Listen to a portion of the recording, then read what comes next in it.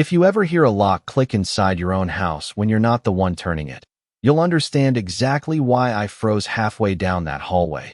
Water from the lake still dripping off my boots onto the hardwood floor, the smell of damp wood and algae clinging to me as that sound echoed again, sharp, metallic, deliberate, and wrong. And that's when I saw her, standing in the middle of my living room like she'd been invited. Brenda Whitmore, clipboard in one hand, a set of keys dangling. From the other, her posture straight, her expression calm in that way people get when they think they're untouchable, and she didn't even flinch when she saw me, just turned slightly like I was interrupting her schedule, not the other way around, and said, "Good, you're here. This will make the inspection easier." Like breaking into my lake house was just another item on her to-do list. And I remember the exact way the air felt in that moment. Heavy, still, like the entire place was holding its breath. Because this wasn't a misunderstanding. This wasn't someone knocking on the wrong door. This was someone using a key that should never have existed, walking through rooms that weren't hers, touching things that didn't belong to her, and acting like it was perfectly normal. And I didn't raise my voice, didn't step closer, didn't even drop my bag. I just stood there, listening to the faint hum of the smart lock system above the door. That quiet electronic whisper most people ignore, but I don't, because I installed it myself. Every sensor, every log, every backup, all tied to a system that doesn't forget. And she kept talking, flipping through her papers, pointing at walls, cabinets, windows, mentioning compliance and standards and authority. Words she clearly loved saying, especially when she thought they gave her power. And I could smell her perfume cutting through the lake air, something expensive, sharp, artificial, like it was trying too hard to cover something else. And she walked past me like I was just another obstacle in her inspection, heels clicking softly against the floor, completely unaware of the one thing that actually mattered, the small green light above the entry panel blinking quietly, recording everything, every second, every key ID, every unauthorized access. And I let her talk, let her open drawers, let her take pictures, because sometimes the smartest move isn't to stop someone. It's to let them keep going just long enough to make their mistake impossible to undo. And when she finally turned back to me, holding up that key like proof of her right to be there, that's when I felt it. That shift, that moment where everything lines up. And you realize this isn't about arguing. It's about timing, because she thought she had authority. She thought that key meant control. But what she didn't know, what she couldn't see, was that the system she used to get in had already written the end of her story. And I reached into my pocket slowly, not for the police, not for a lawyer, but for my phone, because there was only one person I needed to call. And when I looked back at her, really looked this time, I could already see it, that tiny crack in her confidence that hadn't formed yet, the moment before everything changes. And I knew exactly how this was going to play out.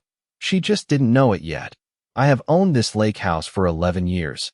And in all that time, I have never once needed anyone else's permission to walk through my own front door. The place sits just under 2 acres right off the north side of Lake Travis, with a private dock that creaks in the wind and a gravel driveway that crunches loud enough to hear from inside. The kind of place where you notice every sound because there are not many of them. And that is exactly why that lock clicking earlier felt so wrong. Because nothing happens here unless I make it happen. My name is Ethan Caldwell. And I did not buy this place to deal with neighborhood politics or power-hungry committees. I bought it because my father believed land by the water was the only thing in this world that never lies to you. He used to say the lake does not care who you are or what title you hold. It only responds to what is real.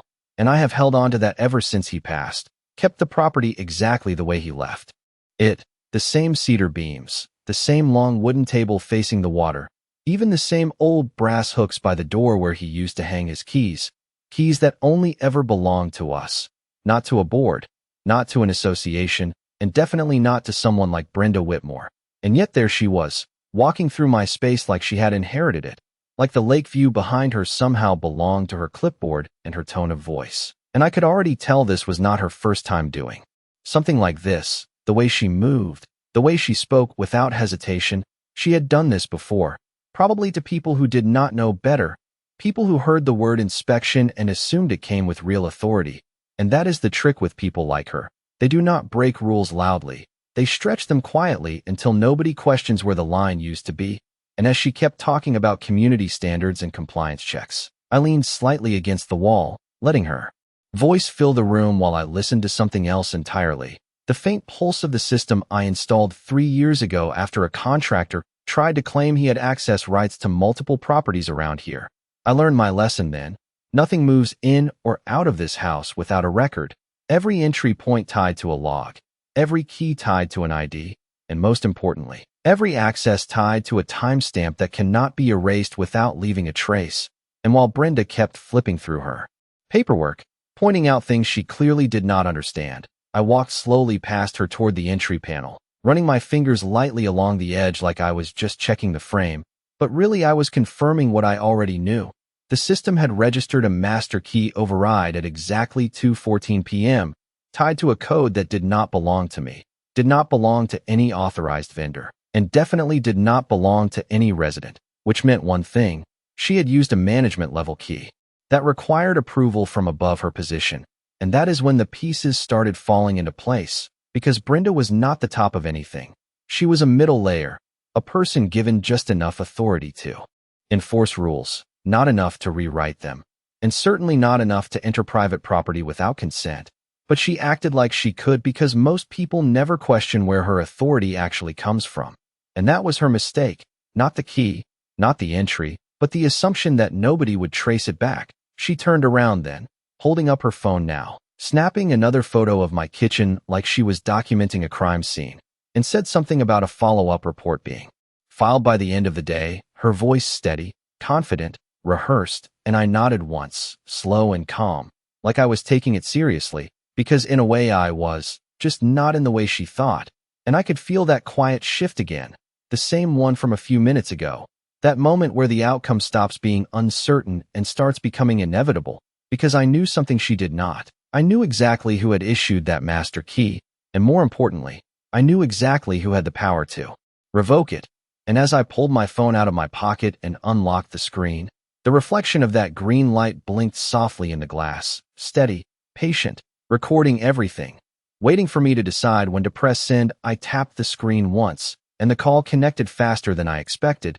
A clean line, no hold music, just a quiet click and a voice on the other end that I had not heard in over 2 years, calm, direct, the kind of voice that does not waste time pretending things are more complicated than they are.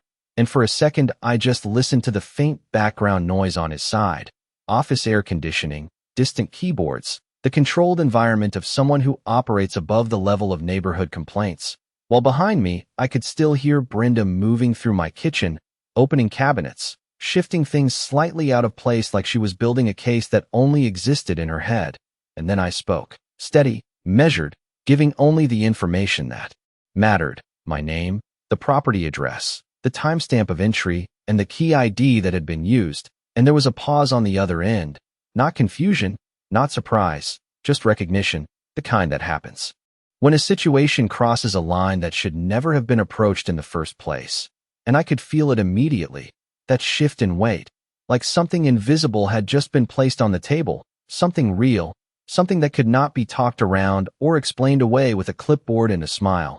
And he asked one question, just one: whether I was currently on site, and I said yes, standing inside. Unauthorized entry confirmed, full log recorded, and I watched Brenda as I spoke. Watched the way her movements slowed just slightly, not enough for most people to notice, but enough for me to see the first crack forming. Because people like her rely on noise and momentum. They stay in control as long as the situation stays messy.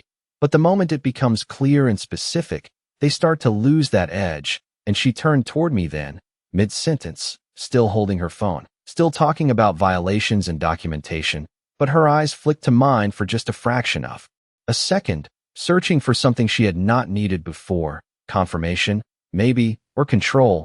And I gave her neither. I just stood there, phone to my ear, letting the silence from the other end of the line stretch just long enough to make the next words land exactly where they needed to.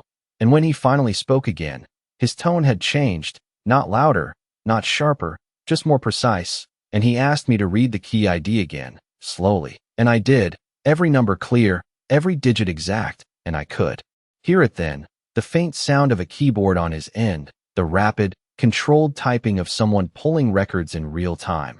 And that is when Brenda took a step closer. Just one, her heels soft against the floor, her voice lowering slightly as she asked who I was talking to, still trying to keep that layer of authority in place, still trying to guide the situation back into something she understood, but it was already gone, already moving somewhere she could not follow, and I did not answer her, not directly, because I did not need to. The answer was already on its way, and when it arrived, it did not come from me. It came through the phone, clear enough that even she could hear it, her full name spoken without hesitation, followed by a question that was not really a question at all, asking why a management-level master key had been used to access a private residence without documented authorization, and I watched it happen in real time. That moment when confidence turns into calculation, when someone realizes the script they were following does not apply anymore, her posture shifting, her grip on the phone tightening just slightly, her eyes moving between me and the device in my hand like she was trying to figure out where the control had gone. And that is when I knew for certain this was no longer about an inspection. This was about a record, a log, a single entry at 2:14 p.m. that should never have existed, and the system that created it was now doing exactly what it was designed to do. Not argue, not accuse, just present the truth in a way that could not be ignored. And I lowered the phone just enough to look at her directly, calm, steady, the same way I had been since the moment I walked in, because I did not need to raise my voice or take a step forward. The situation had already moved past that, and somewhere on the other end of that line, decisions were being made that she could not stop, not with paperwork, not with tone, not with authority that had already slipped out of her hands the second that key touched my lock, and all I had done was make one call at the right time, with the right information, and let the system take over from there. The silence after that question hung in the room like pressure before a storm, not loud, not dramatic, just heavy enough that even Brenda felt it. I could see it in the way her shoulders tightened, the way her fingers stopped moving across her phone screen, frozen mid-action like she had just realized she was no longer the one directing what happened next, and the voice on my phone did not repeat itself, did not raise in volume or emotion.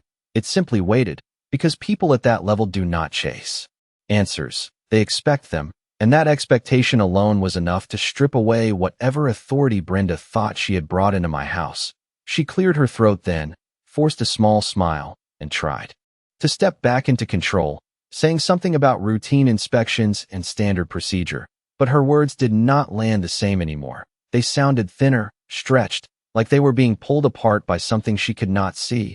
And I turned the phone slightly, not enough to fully reveal the call, just enough for her to hear the response clearly, a request for her employee ID, her authorization record, and the approval chain tied to the keys she had used. And that is when it happened. That moment when confidence does not just crack, it slips, subtle but unmistakable, her eyes narrowing slightly, her posture shifting from forward to neutral, her weight moving back just half an inch like her body was already preparing to retreat before her mind caught up. And she said her name, steady at first, then repeated it again when asked to confirm, slower this time, more careful, like saying it correctly might somehow fix what had already been logged.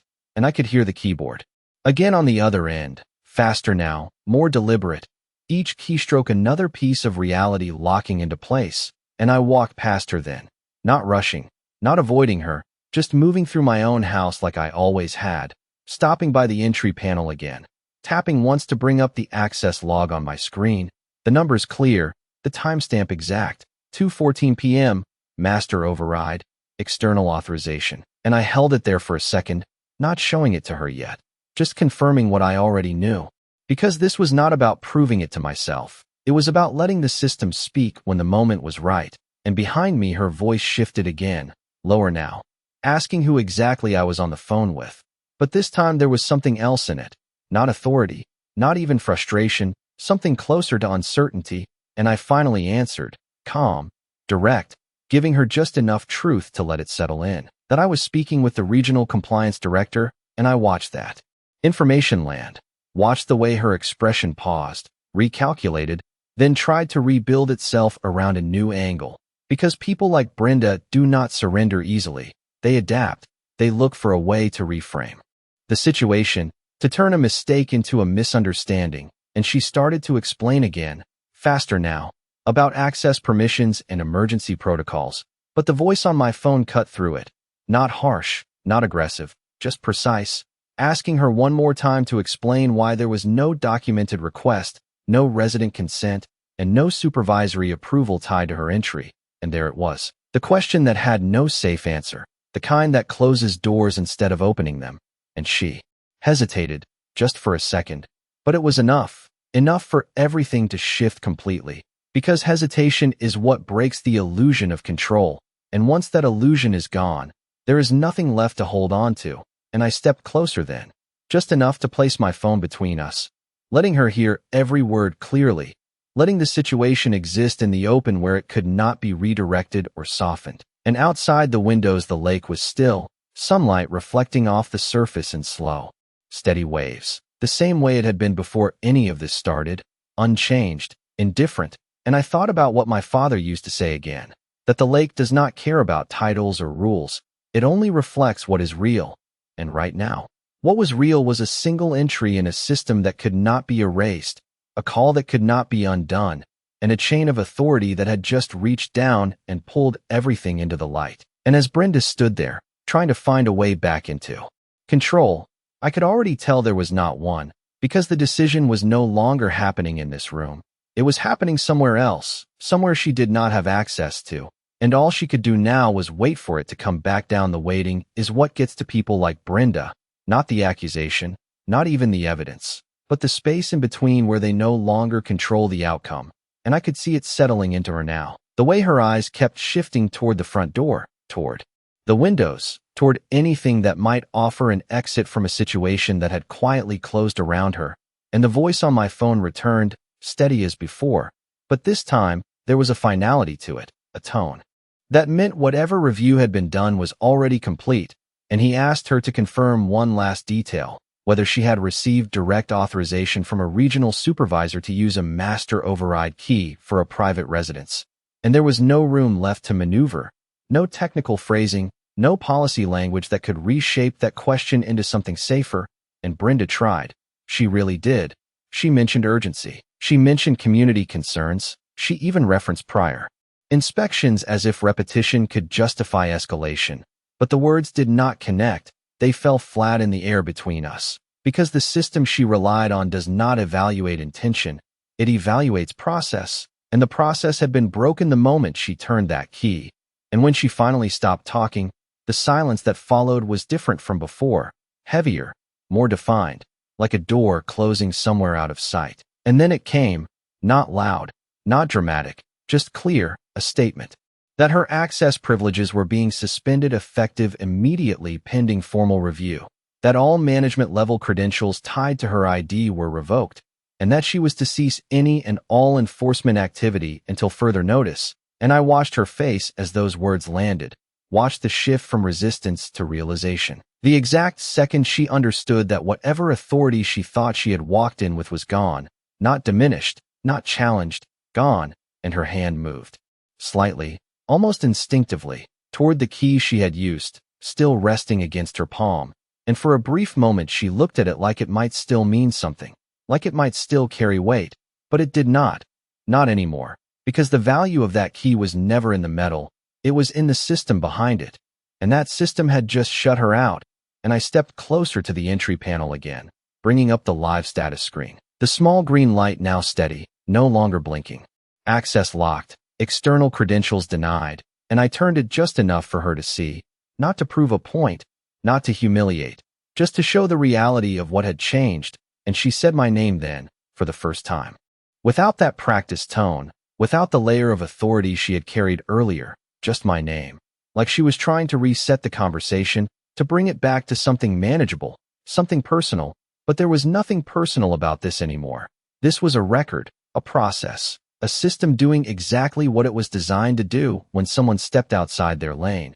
And I lowered my phone slowly as the call ended, the line going quiet with a soft click that sounded almost identical to the one that had started all of this. Only now it meant something completely different, and the house felt different too. The air lighter, the tension replaced with something steady, controlled, like everything had returned to its proper place. And Brenda stood there for a second longer, looking around the room as if trying to find something that still belonged to her in this space. some piece of authority she could hold on to. But there was nothing, just the lake outside, the wood beneath her feet, and the quiet hum of a system that had already made its decision. And when she finally spoke again, her voice was softer, more careful, asking what happened next, and I looked at the door, then back at her, and said the only thing that mattered now, that she no longer had access to this property, and that any further questions would need to go through the same channel I had just used. And for the first time since I walked in, she did not argue, did not push back, she just nodded once. Slow, like she understood exactly where she stood now, and the key in her hand felt heavier than it had when she first walked in, not because it had changed, but because she finally knew what it was worth, which was nothing at all. She did not move right away, and that hesitation told me more than anything she had said since she walked in. Because people who are used to being in control do not leave quietly. They look for one last angle, one last sentence that might shift things back in their favor, and I could see her searching for it now, her eyes moving across the room, over the walls, the furniture, the lake beyond the windows, like she was trying to reattach herself to a place that had already let her go. And I did not rush her, did not point to the door or repeat myself. I just stood there and let the moment settle. Because sometimes the clearest boundary is the one you do not have to reinforce twice. And after a few seconds, she finally stepped back, slow, controlled, her heels making that soft clicking sound again as she turned toward the entry. But it sounded different now, lighter, less certain, like the rhythm had lost its purpose. And she reached the door and paused, her hand hovering near the handle before she glanced once more at the panel beside it. That small green light still steady, still quiet, still watching. And I could tell she understood what it meant now. Not just a lock, not just a system, but a record of everything that had happened here.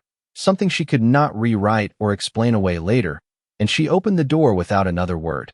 The late afternoon air drifting in from the lake, carrying that familiar mix of water and sun-warmed wood. And for a brief second it felt like the house exhaled, like it had been waiting for that door to open since the moment she walked in. And as she stepped outside onto the gravel, the crunch under her feet returned, loud, unmistakable, the same sound I had always associated with arrival and departure. Except this time it marked something else entirely, the end of whatever authority she thought she had here. And I followed a few steps behind, not to escort her, not to rush her out, just to close the distance between what had happened inside and what would happen next. Because moments like this do not end at the doorway, they carry forward, they leave a trace. And she stopped near the edge of the driveway, turning slightly as if she wanted to say something, to salvage a version of herself that still made sense in this situation. And for a second, I thought she might apologize, not because she meant it, but because it would be the only move left that did not make things worse. But she did not. She just looked at me, her expression controlled again, but thinner now, like it had been stretched too far and could not quite return to its original shape.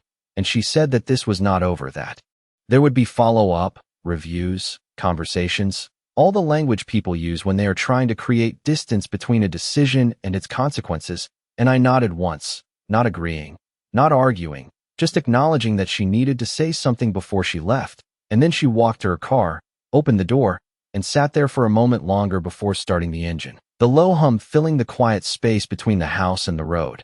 And I watched as she pulled away, the tires rolling over gravel, the sound fading as she reached the main path and disappeared behind the line of trees. And when the noise was gone, the silence that returned felt complete, not empty, just steady, like everything had reset to the way it was supposed to be. And I turned back toward the house, stepping inside and closing the door with a soft click that echoed just enough to remind me how this all started. And I walked straight to the panel, tapping the screen once more, reviewing the log.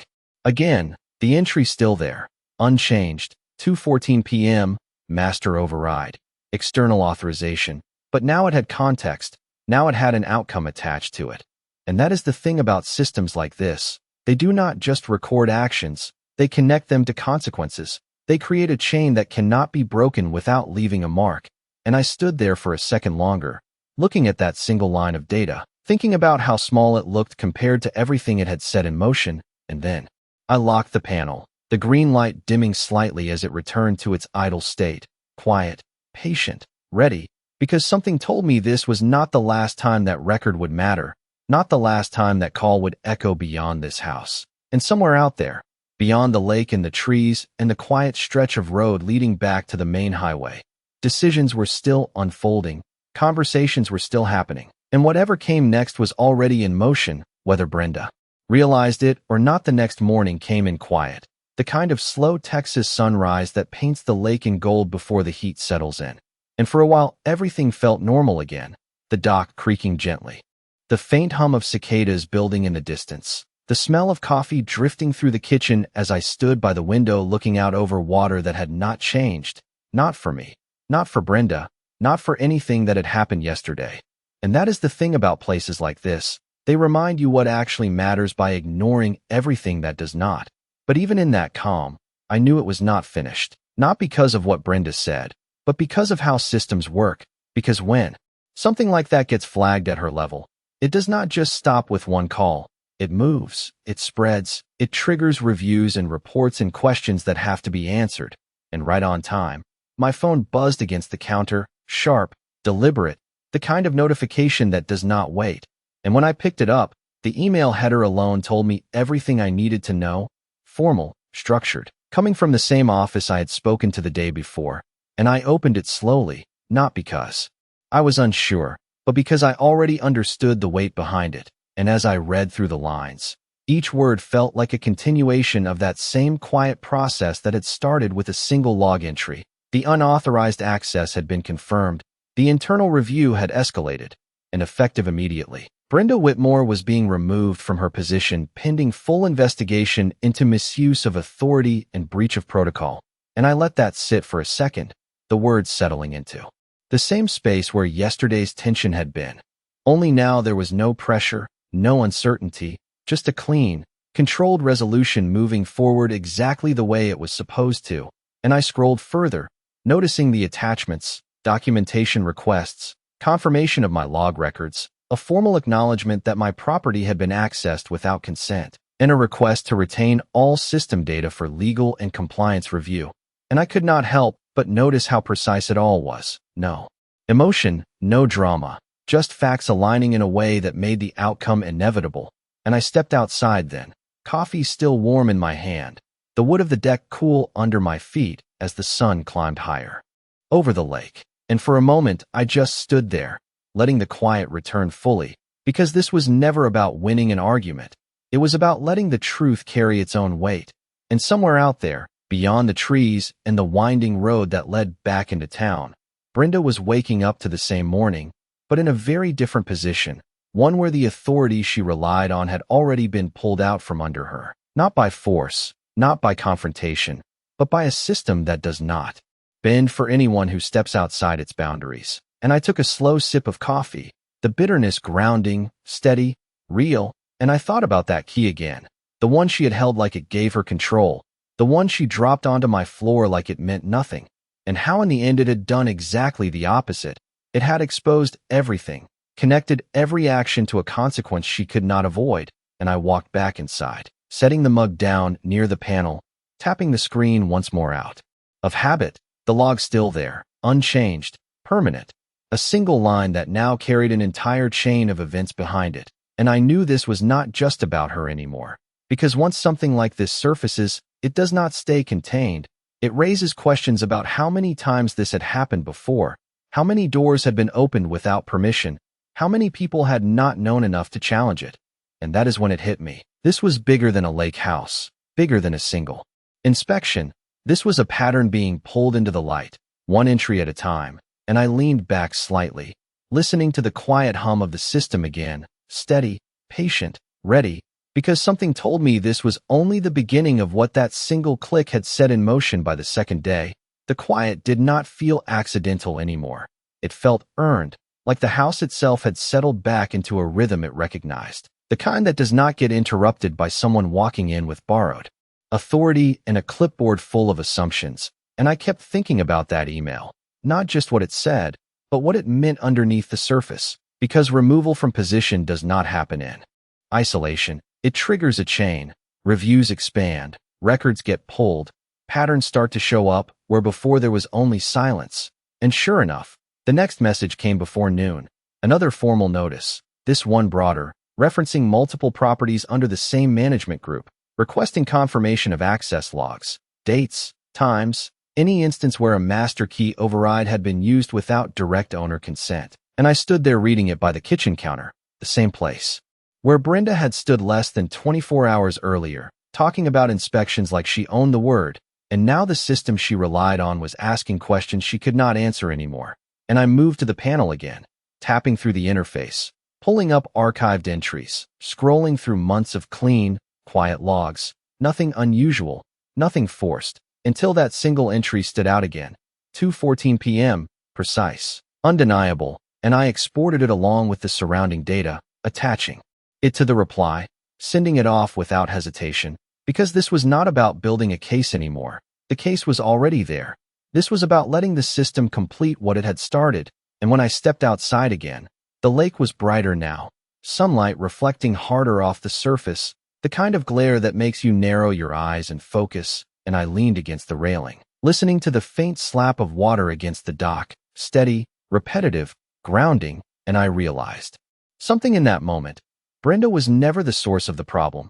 She was just the visible part of something larger, a structure that allowed small oversteps to grow into routine behavior because nobody pushed back.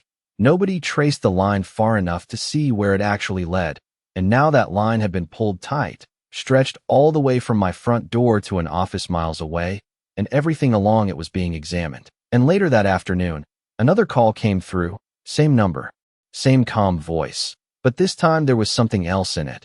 Not tension, not urgency, just clarity, and he thanked me for the documentation, confirmed that the investigation had already uncovered additional unauthorized entries tied to the same credentials, different addresses, different dates, all following the same pattern, and I could almost picture it. Doors opening quietly, inspections that were never approved, records that were never checked until now. And he said they were expanding the review across the entire region, not because of one incident, but because the data showed consistency. And consistency is what systems respond to, not emotion, not complaints, but patterns that cannot be ignored once they are visible. And I nodded even though he could not see it, because I understood exactly what that meant. This was no longer contained. This was moving outward, affecting more than just one person, more than just one house. And when the call ended, I stayed there for a while, looking out across the water, thinking about how small it had started, one sound, one click, one entry, and how quickly it had grown into something that reached far beyond this place. And I went back inside, the air cooler, quieter, the same faint hum of the system still there, unchanged, doing its job without interruption, and I placed my hand briefly against the panel, not out of habit this time, but acknowledgement, because it had done exactly what it was designed to do, not protect through force, not prevent through confrontation, but record, reveal, and connect actions to consequences in a way that no one could dispute.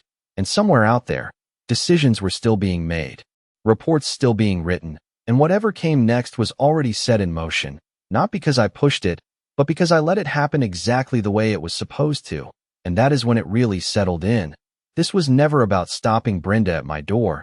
It was about exposing everything that came with that key, everything that had been hidden behind it, and once that door opened, it did not close again 3 days later. The lake was the same. The dock still creaked in the morning wind. The gravel still crunched under my boots, but everything else had shifted in a way you could not see unless you knew where to look. And it showed up first in another message, shorter this time, cleaner, no requests attached. Just a formal notice that the investigation had concluded its initial phase and that Brenda Whitmore was no longer employed in any capacity within the management structure, effective immediately. And I read it once, then again, not because I doubted it, but because of how quiet it felt. No drama, no confrontation. Just a line of text that carried the weight of everything that had happened since that first click of the lock. And I set my phone down on the counter, the same spot where it had buzzed the day before. And for a moment, I just stood there, listening to the house, the faint hum of the system, the soft movement of air through the vents, the distant sound of water against wood, all of it steady, unchanged, like none of this had ever disrupted it. And that is when it really settled in, not the outcome, but the process that led to it, because nothing about this had been loud, nothing had required force or escalation. It had all moved through the same quiet channels that had been there from the beginning.